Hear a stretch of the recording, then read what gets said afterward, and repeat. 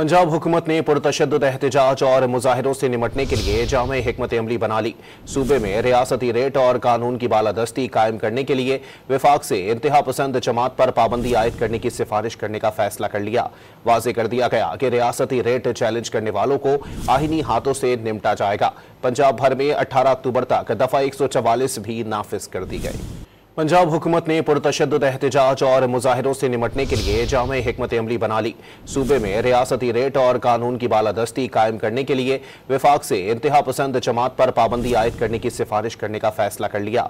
वाज़ेह कर दिया गया कि रियासती रेट चैलेंज करने वालों को आईनी हाथों से निमटा जाएगा।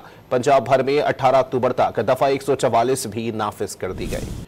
पंजाब हुकूमत ने पुरतशद्दुद एहतजाज और मुजाहिरों से निमटने के लिए जामे हिकमत अमली बना ली।